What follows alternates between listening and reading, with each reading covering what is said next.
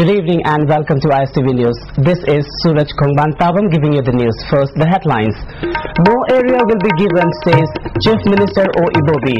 Elaborate security arrangements met to ensure smooth Khongzom Day celebration on Friday, and Loktak Lake floating hut dwellers take out rally to demand their right to livelihood. Now the news in details.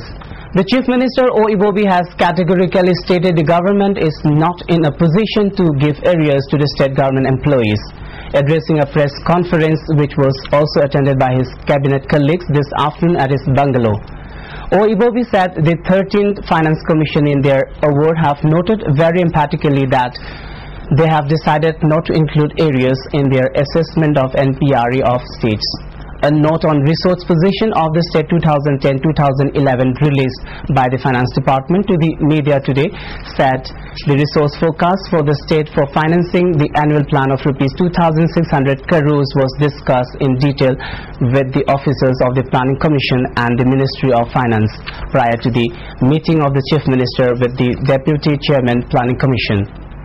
The discussion factored in the award of the 13th Finance Commission. The Chief Minister also revealed that elections to autonomous district councils will be held in May. The Manipur Hill Areas Act can be amended if the people so desired, but the delay in the elections has affected district administrations, he added. The state government has made elaborate security arrangements in different parts of Thabal district to ensure smooth celebration of Khongzom Day 2010 tomorrow. A number of SDC's executive magistrates have been detailed in specific areas to maintain law and order in the state district from 7 in morning till the function is over. They will be detailed at Lilong Thongkhong, Lilong Tangzeng Uku, Arong Thong, Irong Chesaba, Wangjing Bazar, Khongzom Bazar, Frisking Point near Khebaching, Sankirtan Hall, Statue of Pauna Brizabasi and Drama Hall. The ADC Thabal will be the overall in charge. It may be mentioned that the government has taken up many projects to give a facelift to the historic Khongzom War Memorial Complex at Khebaching before this year's Khongzom Day celebration. The Khongzom War Memorial Trust, under the initiative of state government, has given a facelift to Sankirtan Hall, Drama Hall and constructed Ghat, Children Park, Fountain and Main Gate. Ministry of Tourism, Government of India had sanctioned Rs 161 crore for the constructions. A newborn baby abandoned by its parents at the pediatric wards of RIMS Hospital has been adopted by Childline Imphal. The baby was born on the 29th of last month and was kept in the postnatal ward. According to the hospital record, the baby's mother's name was Pinky and father's name was Susanta from Maram. The father came to the hospital on the 6th of this month and requested to discharge the baby. The people who have been evicted from the Loktak Lake by the government to ensure smooth implementation of the Save and Preserve Loktak Lake project have asked the government to give them their right to livelihood. All Loktak Lake Floating Hut Dwellers Progressive Committee formed by the evicted dwellers today took out a rally to praise their demands and submit a memorandum to the Chief Minister. The police, however, stopped them near Imphal Police Station. The memorandum said thousands of people living in the lake depends on the lake for their livelihood, and the sudden displacement has created serious problems to their lives. The committee urged the government to make an alternative arrangements for the evicted families. In a noble gesture, teachers of Uripo Primary School under JEO1 has distributed school uniform and textbooks free of cost to the students. Textbooks and school uniforms were distributed with the money collected among the staff members.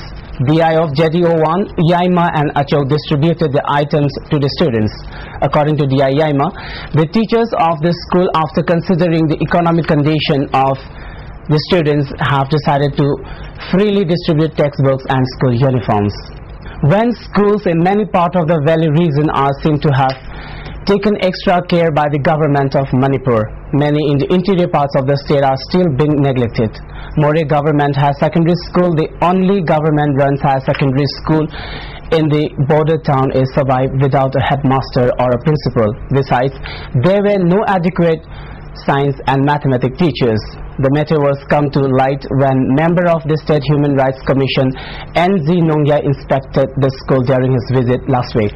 According to the students of the school, the former headmaster was transferred to a school at Kaching, and after that, no headmaster has been sent to look after the administrations of the school. Members of Human Rights Commission NZ Nongyai, taking serious note to the situation, said education is now the basic rights of every citizen of the nation.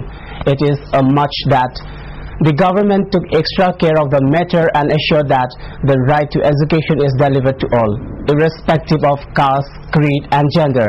Mention may be made that the Union government has enacted the Right to Education Act recently, and the state government has also implemented the Rashtriya Madhyamik Shiksha Abhiyan for compulsory secondary education to all children between the age of 14 to 18 years. As observed in other parts of the world, Earth Day was observed at Standard Robert High Secondary School, Kanchipur.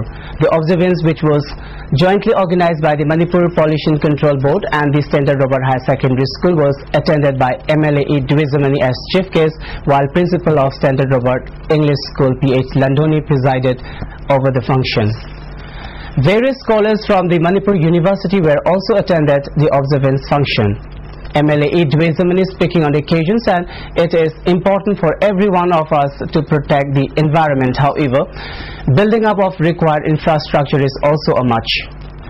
Contradiction arises out of this should be settled as both are meant for development of the human civilization.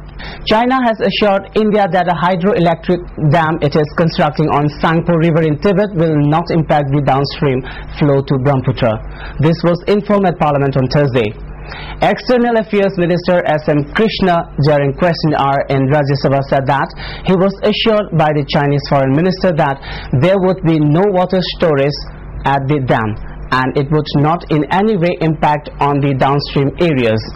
Krishna was responding to a supplementary from Ravi Shankar Prasad of the Bharatiya Janata Party BJP on the impact of the Chinese dam, since there was no water sharing treaty between the two countries. The reply provoked an angry response from Prasad, who demanded a discussion on the issue. Chairman Hamid Ansari, however, chose to move on to the next supplementary from NK Singh Janata Dal United on whether the spirit of cooperation that India and China had displayed during the Copenhagen Climate Change Summit would be extended to other forums like the WTO. The size of the Sangpo Dam would exceed that of the Three Gorges Dam across the Yangtze River in China, the world's largest electricity generating plant.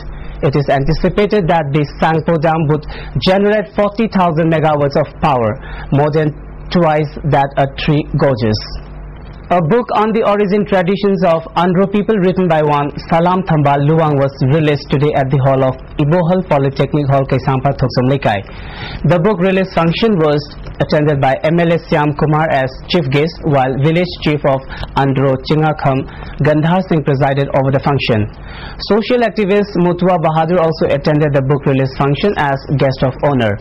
Speaking on the occasion, MLA Syam Kumar said the 149-page book with the title Andhra Khundalai Tarakpa Amasung Maihorol Gichatnabi will enable the young researchers while understanding the origin and the tradition of Andhra village.